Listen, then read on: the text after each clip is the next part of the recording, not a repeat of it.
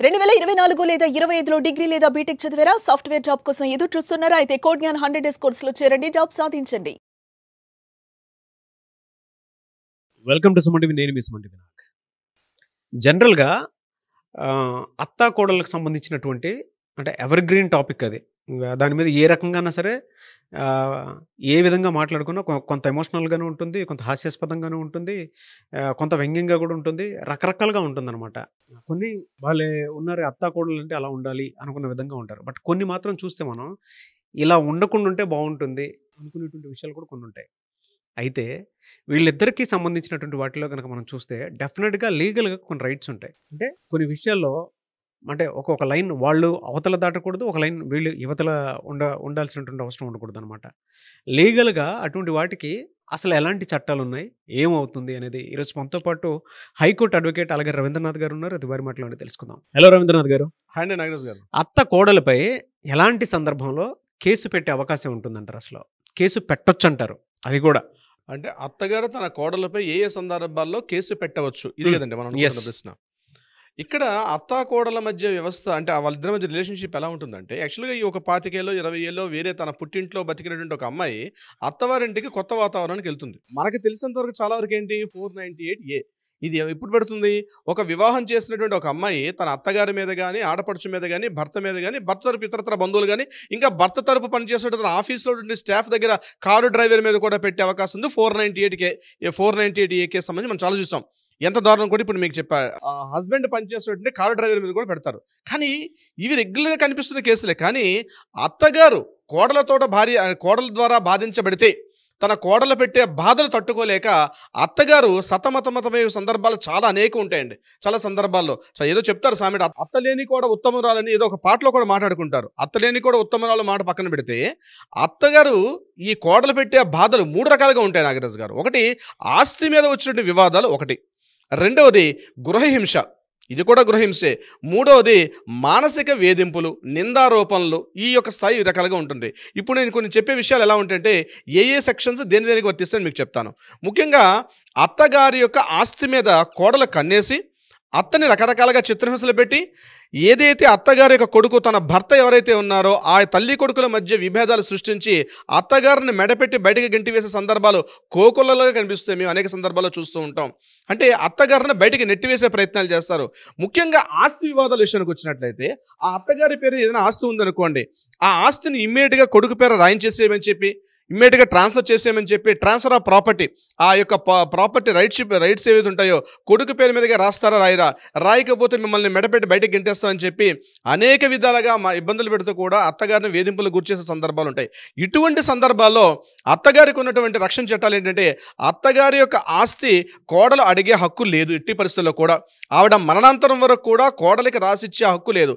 అంటే తన కొడుకుకి భార్యగా కోడలుగా వచ్చినప్పటికి కూడా అత్తగారి యొక్క ఆస్తి వంశపారంపర్యంగా రావాలి తప్పించి ఆస్తి బదలాయింపు చేయమని చెప్పి కోడలు వేధించడం అనేది ఎట్టి పరిస్థితి సరికాదు. అది నేను చెప్తాను. 506 సెక్షన్ ప్రకారం వేధింపులకు గురి చేసే పరిస్థితి ఉంటుంది. కాబట్టి ఎట్టి పరిస్థితుల్లో కోడలు అత్తగారి యొక్క ఆస్తిని అడిగే హక్కు లేదు. అలాగే తను బతికి ఉన్నంతకాలం వీలునామా రాసే అవకాశం ఉంటుంది తప్పించి తను బ్రతికున్నంతకాలం ఈ వేదికతో నేను చెప్తున్నాను, అత్తలు ఎవరైనా ఉంటే ఇమ్మీడియట్గా మీ ప్రాపర్టీ మీరు రక్షించుకోండి. ఎందుకంటే మీరు చివరి సమయంలో మిమ్మల్ని చూసే వ్యక్తులు ఎవరు ఉండే అవకాశం చాలా తక్కువ. ఈనాటి పరిస్థితులు చూస్తే కొడుకులు కానీ, కూతుళ్ళు కానీ, మనవలు కానీ, మనవరాలు కానీ మెడబెట్టేస్తారు. మీ ఆస్తి ఉన్నంతకాలం మిమ్మల్ని అపరూపంగా చూసుకుంటారు. ఆస్తి ఒకసారి చేతులు మారిన తర్వాత వృద్ధాశ్రమాలకు, అనాథాశ్రమాలకు, లేకపోతే వేరే చోటకి నెట్టివేస్తారు తప్పించి ఎట్టి పరిస్థితుల్లో కూడా అత్తలను చూసే కోడలు చాలా తక్కువ. అందుకని ఆస్తి హక్కు మీ చేతిలో ఆస్తి ఉన్నంతకాలమే, బెల్లం ఉన్నంతసేపే ఈగలు చుట్టూ వచ్చినట్టుగా మీ దగ్గర ఆస్తి ఉన్నంతసేపే మీ మీద అభిమానం ఉన్నట్టుగా నటిస్తారు కొంతమంది ఆడవాళ్ళు. అంటే మీకు తెలిసిపోతుంది ఏది మంచి ఏది చెడు. మంచి కోడల గురించి నేను చెప్పట్లేదు, కాస్త చెడు వ్యవహారం ఉన్నటువంటి కోడల విషయం నేను చెప్తున్నాను. మీ దగ్గర ఆస్తిని గుప్పెట్లో పెట్టుకోండి. మీరు ఎట్టి పరిస్థితుల్లో మీ యొక్క ప్రాపర్టీ కొడుకు పేర కానీ, కూతురు పేర కానీ, అదేవిధంగా కోడల పేరు మీద కానీ, మనవలు మనవరాల ప్రేమ ఉంటే వాళ్ళకి ఏదో ఒక తృణమోపణం ధనం ఇవ్వండి.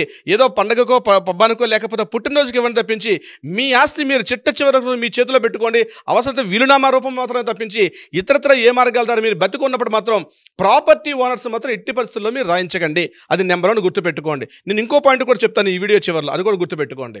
నెంబర్ 2 ఇంకోటి ఏమొస్తుందంటే మానసిక వేధింపులు, అంటే గృహహింస అని ఒకటి ఉంటుంది. అంటే చాలా మందికి తెలియదు ఏంటంటే DVC act, domestic violence act ఏదైతే 2005 ప్రకారం చెప్పామో అది చాలా వరకు కోడలు వాడుతుంటారు, అత్తగారి మీద అదేవిధంగా అత్తతర బంధువుల మీద వాడతారు. కానీ గృహహింస అన్నది కేవలం కోడలికి సంబంధించింది కాదు.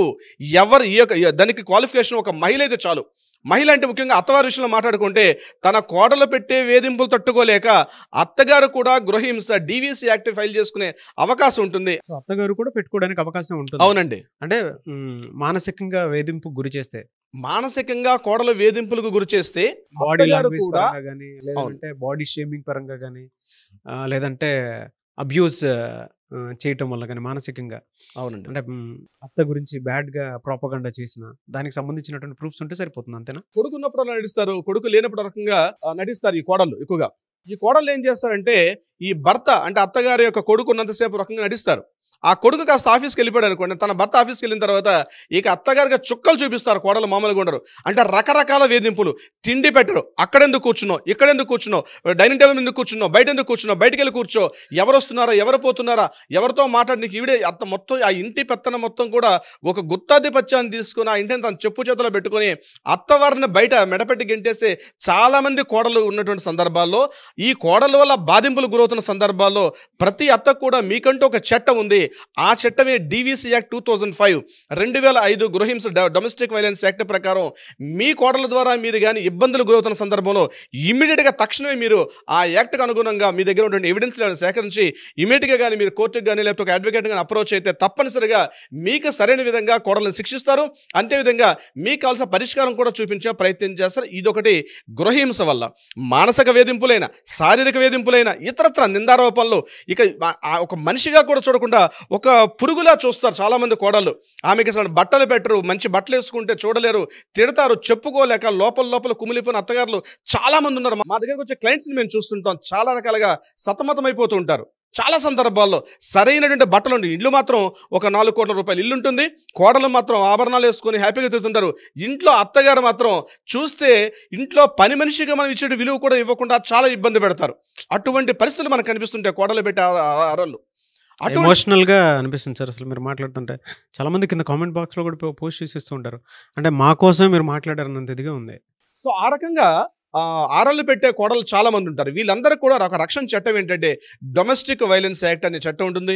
మీ దగ్గర రుజువులు తీసుకొని ఆ యొక్క ఎవిడెన్స్ అన్ని తీసుకుని గ్యాదర్ చేయాలి. ఎవిడెన్స్ ఎలా గ్యాదర్ చేయాలి సార్? ఎటువంటి వాటికి ఎవిడెన్స్ గ్యాదర్ చేయడం ఏంటంటే ఎప్పుడైతే ఆవిడ రకంగా పెడుతుందో మీ దగ్గర ఒక మొబైల్ ఉంటుంది, ఆ మొబైల్ కాస్త రికార్డ్ చేసే అవకాశం పెట్టుకోండి.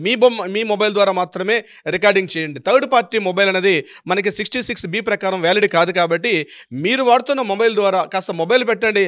ఆవిడ మిమ్మల్ని తిడుతుంటే ఆ తిట్లన్నీ కూడా రికార్డ్ అవుతుంటే అవి తీసుకుని దగ్గర ఒక అడ్వకేట్ని మీరు సంప్రదించగలిగితే అతను ఇమీడియట్గా దాన్ని యాక్షన్ తీసుకునే అవకాశం ఉంటుంది. ఇక చిత్రహింసలు కొట్టి అంటే ఫిజికల్ హ్యాండ్లింగ్ చేస్తున్నారు అనుకోండి, అది తీవ్రమైన నేరంగా పరిగణిస్తారు. అది కూడా ఇది కాకుండా కాస్త పేరు ప్రఖ్యాతులు కాలనీలో ఊర్లోనే కాస్త పేరుందనుకోండి, ఈ పేరుని డిఫేమ్ చేసే వాళ్ళు ఉంటారు. అటువంటి సందర్భాల్లో డిఫమేషన్ యాక్ట్ వేసుకునే అవకాశం ఉంటుంది. సెక్షన్ 499, 500 ప్రకారం డిఫమేషన్ సూట్ వేసుకునే అవకాశం కూడా ఉంటుంది. అంటే మెడపెట్టి బయటకు కంటేసారని కాదు. అటువంటి సందర్భాల్లో మీకు సీనియర్ సిటిజన్ యాక్ట్ 2007 మీకు రక్షణ చట్టంగా ఉండే అవకాశం ఉంటుంది. అంటే ఒక వృద్ధ తల్లిదండ్రులు అక్కడ ముఖ్యంగా అత్తగారి విషయం కావచ్చు లేకపోతే మామగారి విషయం కావచ్చు, ఒకవేళ ఇద్దరు మామగారు ఉండాల్సిన అవసరం లేదు, ఒకవేళ అత్తగారు ఉన్నారు ఇంట్లో, మీరు సీనియర్ సిటిజన్ అయ్యి ఉండి మిమ్మల్ని మెడపెట్టి గంటేసి వృద్ధాశ్రమాల్లో మీరు వెళ్ళిపోండి, మీ ఇక్కడ ఇంట్లో ఉండాల్సిన అవసరం లేదని కానీ మిమ్మల్ని ఇబ్బంది పెడుతుంటే మీరు ఇమీడియట్గా దగ్గరలో ఒక ఆర్డీఓ గారిని సంప్రదించి ఈ రకంగా నా పరిస్థితి అని చెప్పి ఒక రిటర్న్ కంప్లైంట్ ఇవ్వగలిగితే వాళ్ళకు కూడా నోటీస్ ఇష్యూ చేసి మీ యొక్క పరిష్కారం అంటే మీకు ఏ సమస్య ఉందో ఆ సమస్యని పరిష్కారం అయ్యే దిశగా కూడా ముందు ఒక కౌన్సిలింగ్ చేసే ప్రయత్నం చేస్తారు. కౌన్సిలింగ్ కూడా లొంగకపోతే చట్ట ప్రకారంగా చర్యలు తీసుకునే అవకాశం కూడా ఉంటుంది. చిత్రహింసల విషయానికి వచ్చినట్లయితే చిన్న విషయాలు ఉంటాయండి. ఇంట్లో బెడ్రూమ్లో, మాస్టర్ బెడ్రూమ్లో వీళ్ళు పడుకున్న మంచం మీద ఆ యొక్క అత్తగారు కూర్చుంటే ఒప్పుకోరు. వీళ్ళు వాడుతున్నటువంటి వాష్రూమ్స్ వాడడానికి కూడా వాళ్ళు ఒప్పుకోరు. వీళ్ళు నడుస్తుంటే వాళ్ళు ఎదురుగుండా నడిస్తే కూడా ఒప్పుకోరు. అంటే ఇంత తీవ్రంగా ఉంటాయి యొక్క వేధింపులు నేను చూసినట్లయితే. ఇది కాకుండా కాస్త మంచి చీర కట్టుకుని వెళ్తే కూడా ఇష్టపడరు. ఒకవేళ ఇంటికి ఎవరైనా చుట్టాలో, బంధువులో, మిత్రులు ఎవరు వచ్చినట్లయితే ఎవరైనా పరిచయం చేయడానికి ఇంట్లో పని మనిషిగా పరిచయం చేసినటువంటి వ్యక్తులు కూడా, కోడలను కూడా నేను చూసిన సందర్భాలు ఉన్నాయి. అంటే అత్యంత హీనాతిహీనంగా, అత్యంత నీచంగా, ఇంత దారుణంగా ప్రవర్తిస్తారో కోడలు అంటే ఆ రకంగానే ప్రవర్తిస్తారు. ఆ రకంగా ఉన్నటువంటి బాధలు పడుతుండే అత్తలు ఎవరన్నా ఇమీడియట్గా మీకు చట్టాలు ఉన్నాయి, మీకు రక్షణాత్మకంగా మీకు వ్యవస్థలు పనిచేస్తున్నాయి కాబట్టి వాటిని మీరు ఆశ్రయించితే తప్పనిసరిగా మీకు ఒక రిలీఫ్ దొరికే అవకాశం ఉంటుంది. ఇక ఆస్తి ప్రకారంగా చూసినట్లయితే, డబ్బుల విషయం చూసినట్లయితే వాళ్ళకి మందులు మెడిసిన్స్ కూడా ఇవ్వరు నాగరాజు గారు. పెద్ద వయసు వారు ఉంటారు, మెడిసిన్స్ ఇవ్వరు. ఇంత మెడిసిన్స్ అవసరం అని చెప్పి లో క్వాలిటీ మెడిసిన్స్ తెప్పిస్తారు. ఒకవేళ టెస్టులు కానీ డయాగ్నోస్టిక్స్ కానీ వెళ్ళాలనుకుంటే వాటికి కూడా మందులు, ఆ డయాగ్నోస్టిక్ కూడా ఏదో నామాత్రంగా చూస్తారు. ఇవన్నీ తెలిసి కూడా కొడుకు కోడలకు మాత్రం, తన భార్యకు మాత్రం సపోర్ట్ చేస్తాడు. తల్లి అన్ని రకాలుగా బాధలు పడుతుంటే చూసి చూడనట్టుగా వెళ్ళిపోయిన ప్రబుద్ధులు కూడా చాలా మంది కొడుకులు ఉన్నారు నాగరాజు గారు. ఎలా సార్ అంటే ఇటువంటి సిచ్యువేషన్స్ ఉన్నప్పుడు ప్రతి ఒక్కరు కూడా రిలేట్ చేసుకుని మీరు చెప్తుంటే ఏడ్ చేసుకుంటారు కూడా, ఇది మా పరిస్థితే మేము అనుభవించేది అని చెప్పి అది తెలుస్తుంది. మీరు మాట్లాడేటప్పుడే తెలుస్తుంది. అంటే మనం జనరల్గా వీడియోస్లోనే చూస్తూ ఉంటాం, బెడ్రూమ్లో పడేసి కుడుతుంటారు కొంతమంది కోడళ్ళు. అంటే కొడుకు కూడా దానికి తగ్గట్టే సపోర్ట్ చేస్తూ ఉంటారు. అలాంటివి ఉంటాయి. ఆ ప్రాసెస్లో వీడియో చూసేటువంటి వాళ్ళు మిమ్మల్ని అప్రోచ్ అవ్వాలి అనుకుంటే, అపాయింట్మెంట్ తీసుకోవాలనుకుంటే, ఎవిడెన్సెస్ సేకరించిన తర్వాత ఎలా అండి మిమ్మల్ని అప్రోచ్ అవ్వాలంటే ప్రాసెస్? ఇమ్మీడియట్గా నాగరాజు గారు, ఇటువంటి పరిస్థితుల్లో మీకు కానీ ఎదుర్కొంటున్నారు, ఒక అత్తగారి స్థానంలో మీరుంటూ ఆ ఇంటికి ఉండాల్సిన హోదా మీలో తగ్గింది, మీరు అనేకంగా మానసికంగా శారీరకంగా ఇబ్బందులు పడే పరిస్థితులు ఉంటే తక్షణమే చేతిలో ఫోన్ తీసుకోండి. ఇమ్మీడియట్గా కింద స్క్రోల్ అవుతున్న నెంబర్ని కాంటాక్ట్ చేయండి. లీగల్ టీం అప్రోచ్ అవుతారు, మీకు కావాల్సిన సలహా సంప్రదం అందజేస్తారు. అది కాకుండా న్యాయపరంగా పరిష్కారం కావాలంటే కూడా ఆ దిశగా కూడా ప్రయత్నం చేస్తారు Nagaraju garu. Okay, anyway sir, thank you అండి. Thank you so much Alagari Ravindranath garu. Thank you so much Nagaraju garu. చూసారు కదా వీడియో. ఈ వీడియోపై మీ అభిప్రాయాన్ని కమెంట్ బాక్స్లో పోస్ట్ చేయండి. ముఖ్యంగా మీరు కనుక హైకోర్టు అడ్వకేట్ అలగరి రవీంద్రనాథ్ గారిని సంప్రదించాలనుకుంటే స్క్రీన్ మీద మీ కాంటాక్ట్ నెంబర్ కనిపిస్తుంది. దాన్ని మీరు కాల్ ఆర్ మెసేజ్ వాట్సాప్ చేసి వెంటనే అపాయింట్మెంట్ బుక్ చేసుకోండి. మీకు ఏ సమస్య ఉన్నా లీగల్ రెమెడీ కోసం మీరు డెఫినెట్గా చూస్తున్నట్లయితే స్క్రీన్ మీద కనిపిస్తున్న నెంబర్కి సంప్రదించండి. ఈ వీడియో లైక్ చేయండి, షేర్ మాత్రం తప్పకుండా చేయండి. ఇలాంటి మరిన్ని వీడియోస్ కోసం మా ఛానల్ ఫాలో అవ్వండి. Thank you. సుమన్ టీవీలో మీ పర్సనల్ అండ్ బిజినెస్ ప్రమోషన్స్ కోసం కింది నెంబర్కి కాంటాక్ట్ చేయండి.